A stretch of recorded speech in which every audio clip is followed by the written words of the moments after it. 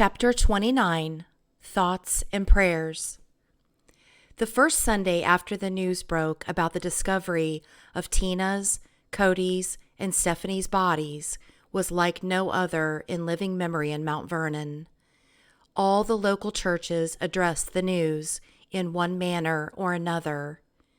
At the Trinity Worship Center, which Sarah Maynard had attended with a friend only weeks before the crimes, Reverend Donald Matolak told a reporter before the service, "What do you say to people in the midst of what's perhaps the most terrible evil that's been perpetrated in this community? I want to present a picture of hope." During his address to the congregation, Reverend Matolak declared that Matthew Hoffman was just one person, and they did not need to live in fear. He pointed out how the community had embraced the victims while they were still missing and volunteered in droves to find them. "Into the darkness we shine, out of the ashes we rise." Matolak even asked the congregation to pray for the forgotten victims, Matthew Hoffman's family members, reminding people that they were not part of what Hoffman had done. Brenda Renshaw, who was a member of the church and knew Sarah, related, "For young people, we want them to believe that God loves all of us, even if that's hard to believe at a time like this. It's going to take a long while, but it's going to get back to where we feel normal like before." Late on Monday, November 22nd, a fire was reported on the deck of the house on King Beach Drive where Tina, Cody, and Stephanie had been killed. A fire crew was sent, and they easily put out the fire, but just who was responsible for starting it or why it had been set was not yet apparent. Some people in the community thought that it was a message to Greg Borders not to move back into the house. Others thought that someone wanted the house to burn down to erase the memory of what had happened there. The next day, November 23rd, an investigation into the fire was begun. On that same day, Matthew Hoffman and his attorneys waived the scheduled court hearing, and the families of Tina Herman, Cody Maynard, and Stephanie Sprang were receiving friends and family at public visitations with private funerals to follow the next day. That Tuesday at Flowers Snyder Funeral Home up in Mount Vernon, people were saying goodbye to Stephanie Sprang. Stephanie's mother, Pat Collins, had written a statement to the community at large. It read, "I want to thank everyone who has been supporting our family at this time of crisis. It makes you realize how many caring people there are in such a wicked world. It makes me proud to say I live in Mount Vernon because the community support has amazed me. I wish I could thank everyone personally, but I just know I am talking to each one of you when I express my deepest thanks to each of you. I know that Stephanie thanks you all. I also want to thank the sheriff, FBI, and all law enforcement who worked long and hard to find my daughter, at times with little sleep. You have my sincere thanks." Cars were parked for blocks around the funeral home. Inside, a photo montage documenting Stephanie's 41-year life was projected on a screen, the photos fading in and out.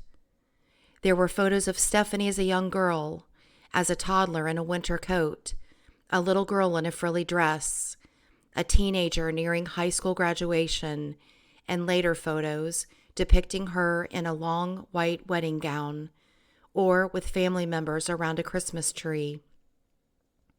There was also a large memorial photo of Stephanie, with her portrait on the right side of the frame and a lighthouse on an oceanside cliff on the left.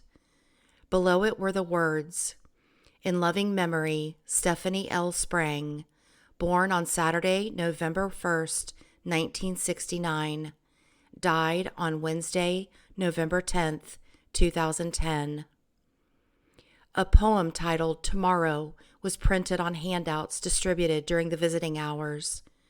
The poem expressed that when a person woke up in the morning and began crying, Stephanie wished that the person wouldn't do so.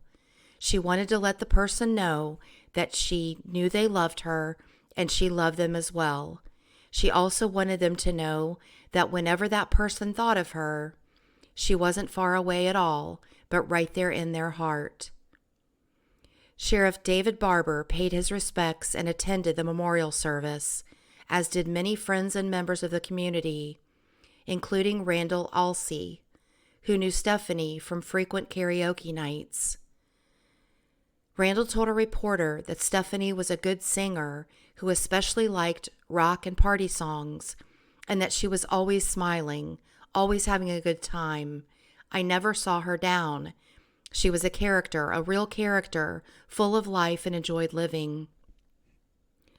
Another person who attended the memorial said, "She was a beautiful person inside and out. It's unreal that somebody could do something like this to her, to a family. A whole community is hurting and pulling together." Other friends showed up from the golf course where Stephanie had once worked. Shannon B. Heller, who had been one of Stephanie's golfing partners, said, "Her laugh was unmistakable, just loud and always full of joy. You always knew what hole she was on because you could hear that laugh." Also on Tuesday, November 23rd, 2010, public visiting hours were held for Tina Herman and Cody Maynard at the Peace Lutheran Church in Gahanna, about 40 miles from Apple Valley. Lines of mourners entered the sanctuary. Incredibly, Sarah Maynard was there, surrounded by family, greeting one person after another, including Sheriff David Barber. As the Mount Vernon News noted, no child should have to say goodbye to her mother and her brother in the same day. But that's what Sarah did just 9 days after she was freed and brought home to other family members. A longtime friend related later about the Herman and Maynard families. They're surrounded by family and they're doing the best that they can. I'm sure tomorrow at the funeral it's going to be a lot worse, but they are keeping their heads up. Larry recalled, "I was in a daze most of the time. It didn't seem real. It was like this was all a bad dream and I'd wake up at some later time. All I could think about was Cody and Tina."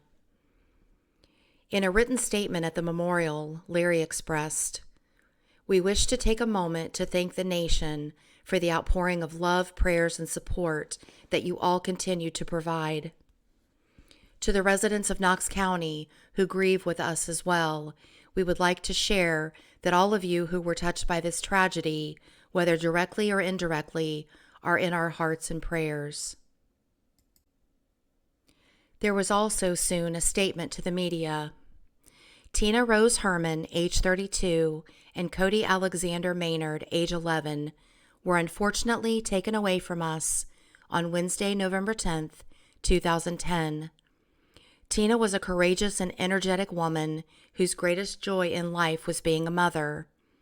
She worked at Dairy Queen in Mount Vernon and had the ability to connect with some of the simpler things in life, like blooming sunflowers or her dolphin collection. Her beloved son, Cody, a gentle child with an enormous heart, was a 5th grader at East Knox School. He enjoyed all sports, especially baseball. Tina and Cody will be missed by many loving friends and family. The statement continued, giving a long list of family members and friends, and then ending with, "In lieu of flowers, contributions may be made at any Fifth Third Bank to the Sarah Maynard Benefit Fund.